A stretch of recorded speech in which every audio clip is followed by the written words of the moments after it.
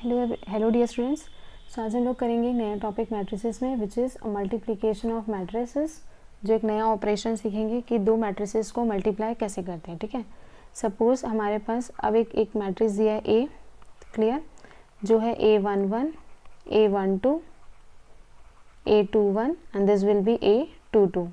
ठीक, हमारे पास एक दूसरा मैट्रिक्स दिया है B and which will be equals to B11, B12, B13, B21, B22 और ये हो गया B23। ठीक, तो ध्यान देना कोई भी जब मैट्रिक्स A और B है वो एक दूसरे से तभी मल्टीप्लाई होंगे जब आपके A मैट्रिक्स का जो नंबर ऑफ कॉलम्स है, A मैट्रिक्स का नंबर ऑफ कॉलम्स ये बराबर होगा B मैट्रिक्स के नंबर ऑफ रोज से। ठीक है, ए मैट्रिक्स के जो नंबर ऑफ कॉलम्स मतलब ये जो वर्टिकल लाइन है, this is 1 and this is 2, तो ए मैट्रिक्स का नंबर ऑफ कॉलम्स कितना हो गया 2। बी मैट्रिक्स का number of rose means horizontal lines, तो 1 एंड दिस विल बी 2, तो इसमें नंबर ऑफ रोज कितने हो गए 2। तो ए मैट्रिक्स मतलब जो पहले लिखा जाएगा, क्योंकि ऑब्वियसली ए बी अलग होता है और बी ए अलग होता है, करेक्ट। ए बी का मतलब ए को बी से करना है, बी ए का मतलब बी को ए से करना है, ये दोनों की वैल्यूज सेम नहीं होती, करेक्ट। तो इसीलिए ए बी का मतलब अगर हमें कंडीशन देखना है किसका रो किसका कॉलम, तो जो पहले मैट्रिक्स लिखा रहेगा, ठीक है, उसका देखेंगे हम नंबर ऑफ कॉलम्स, और जो सेकेंड में मैट्रिक्स लिखा रहेगा उसका क्या देखेंगे, नंबर ऑफ रोज। तो जो ए मैट्रिक्स का नंबर ऑफ कॉलम्स, इसमें कन्फ्यूजन होता है इसलिए ध्यान देना कि ए मैट्रिक्स का नंबर ऑफ कॉलम्स बराबर होगा बी मैट्रिक्स के नंबर ऑफ रोज से। वैसे भी अल्फ़ाबेटिकली देखा जाए तो सी पहले आता है और आर बाद में आएगा ABCD में, ठीक है। इसलिए जो पहला है उसका हम वो वाला देखेंगे एलिमेंट या वो वाला क्वांटिटी देखेंगे जो अल्फ़ाबेटिकली भी पहले आता है, विच इज़ सी। इसलिए ए, ये जो पहले मैट्रिक्स रहेगा उसका कॉलम बराबर होना चाहिए दूसरे मैट्रिक्स के नंबर ऑफ रोज से, क्लियर। ये पहला कंडीशन।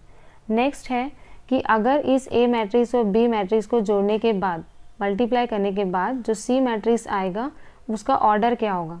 तो इसका ऑर्डर क्या होगा कि ए का रो, जो ए मैट्रिक्स रहेगा मतलब जो पहले मैट्रिक्स है ये वाला, उसका रो इनटू जो बी मैट्रिक्स है उसका नंबर ऑफ कॉलम्स, ये इसका क्या होगा ऑर्डर, मतलब अपोजिट हो गया।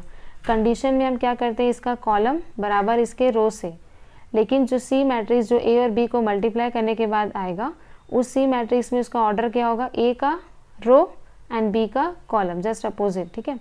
तो ए का मान लो रो, यहाँ पे ए का रो कितना है, first row and this will second row, तो ये ए का रो हो गया फर्स्ट रो सेकेंड रो मतलब 2, और बी में कॉलम्स कितने हैं 1 2 3।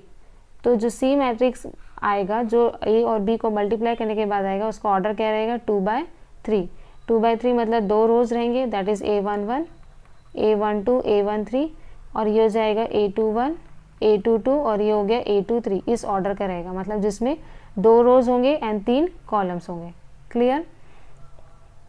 ये हो गया आपका बेसिक। अब एक एग्जाम्पल के थ्रू हम मल्टीप्लाई करना सीखते हैं।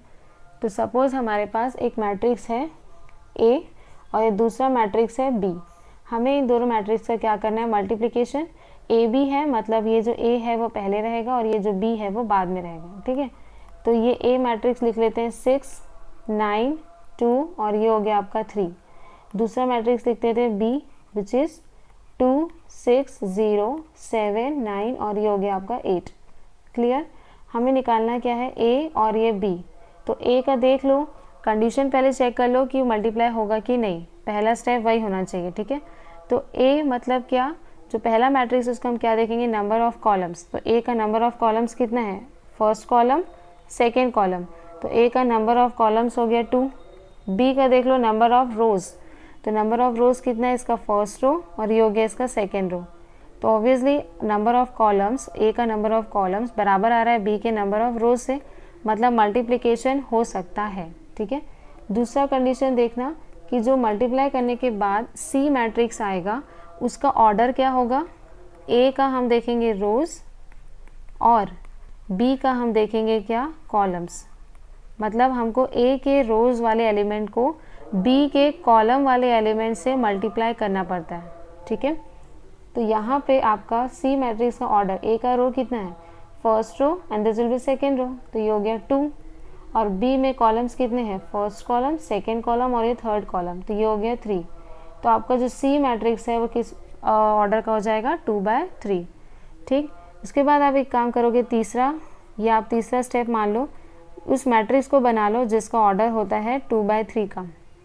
ठीक है, मतलब ये हो गया A11, A12, A13, ये हो गया A21, A22 और ये हो जाएगा A23। बना लिया। इससे इजी ये पड़ेगा कि A11 यहाँ पे जो एलिमेंट है A11 मतलब फर्स्ट रो फर्स्ट कॉलम।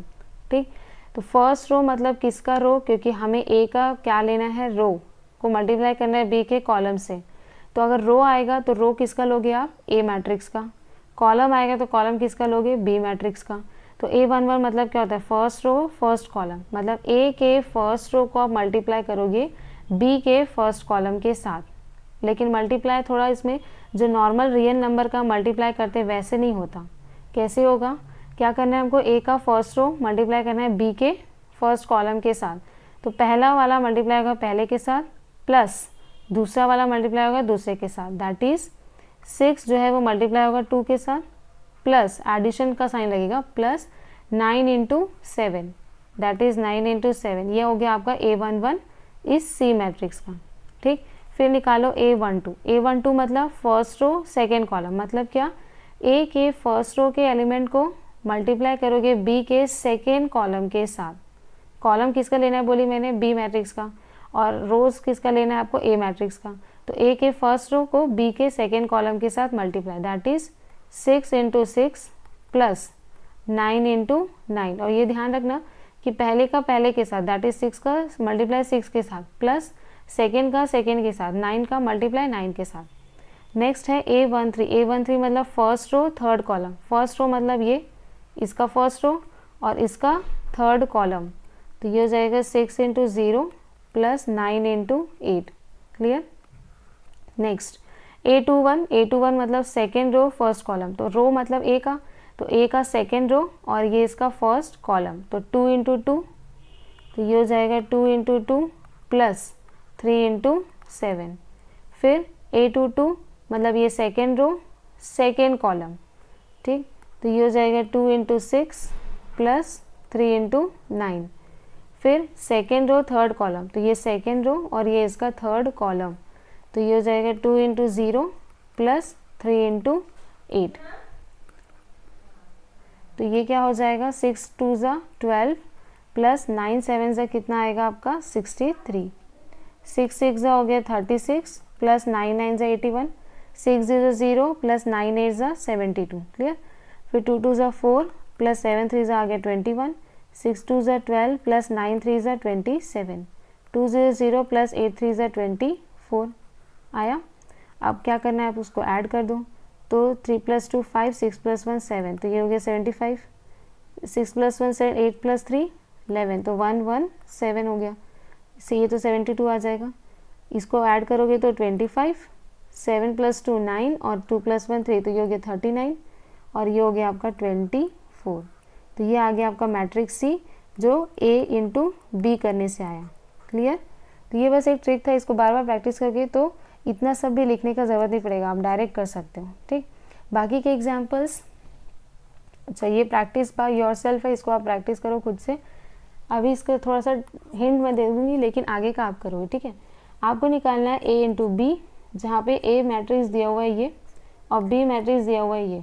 ठीक, पहला स्टेप है कि आप कंडीशन चेक कर लो कि मैच कर रहा है कि नहीं, जिससे आप A और B को मल्टीप्लाई कर सको। उसके लिए क्या करते हैं, जो पहला मैट्रिक्स है उसका हम क्या देखेंगे, नंबर ऑफ कॉलम्स, और जो दूसरा मैट्रिक्स है उसको हम देखेंगे नंबर ऑफ रोज। पहले मैट्रिक्स का नंबर ऑफ कॉलम्स कितना है, ये फर्स्ट कॉलम ये सेकेंड कॉलम, तो 2 है।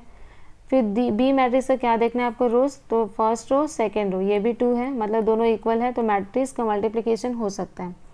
दूसरा क्या करना, आप जो मैट्रिक्स को मल्टीप्लाई करने के बाद मैट्रिक्स बनेगा दैट इज सी, उसको ऑर्डर निकाल। उसके ऑर्डर के लिए क्या करते हैं, पहले मैट्रिक्स का रोज इनटू दूसरे मैट्रिक्स का कॉलम लेते हैं ना, पहले मैट्रिक्स का रोज और दूसरे मैट्रिक्स का कॉलम। पहले मैट्रिक्स का रोज कितना है 1 2 3, तो ये हो गया 3 इनटू दूसरे मैट्रिक्स का कॉलम कितना है 1 2 3, तो ये हो गया 3/3। मतलब आपका जो मल्टीप्लिकेशन के बाद मैट्रिक्स बनेगा वो किस ऑर्डर का रहेगा, 3/3 ऑर्डर का। तो उसको बना लेते हैं रिप्रेजेंटेशन फॉर्म में। कैसे बनता है, first row first column, first row second column, first row third column, then second A21 A22 और ये हो जाएगा A23, देन A31 A32 और ये हो जाएगा आपका A33। ये बन गया 3/3 ऑर्डर का मैट्रिक्स। ठीक, बस आपको फिर क्या करना है, ये सारे एलिमेंट्स निकालने हैं। जैसे अगर मान लो इसका A11, सपोज मैं बस A11 करूँगी, बाकी सब आप करेंगे। ठीक, A11 का मतलब क्या, first row first column. First row मतलब A का फर्स्ट रो ना, और फर्स्ट कॉलम, कॉलम किससे लोगे आप, B मैट्रिक्स से। तो A का फर्स्ट रो और ये फर्स्ट कॉलम, तो क्या आएगा, पहले को पहले से मल्टीप्लाई में 3 × 4 प्लस करते हैं 2 × 0, 4 3 = 12 प्लस 2 0 0 मतलब 12।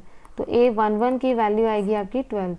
इस तरह से सारे एलिमेंट्स निकाल के अरेंज करके ये आपका मैट्रिक्स क्या आ जाएगा, C, जो क्या है A × B या AB के मल्टीप्लिकेशन से आएगा। करेक्ट। तो ये वाले ही सेशन में इतना ही है। नेक्स्ट वाले में हम और एग्जांपल्स और इसके जो प्रॉपर्टीज़ ऑफ मल्टीप्लिकेशन है उसको देखेंगे। ओके।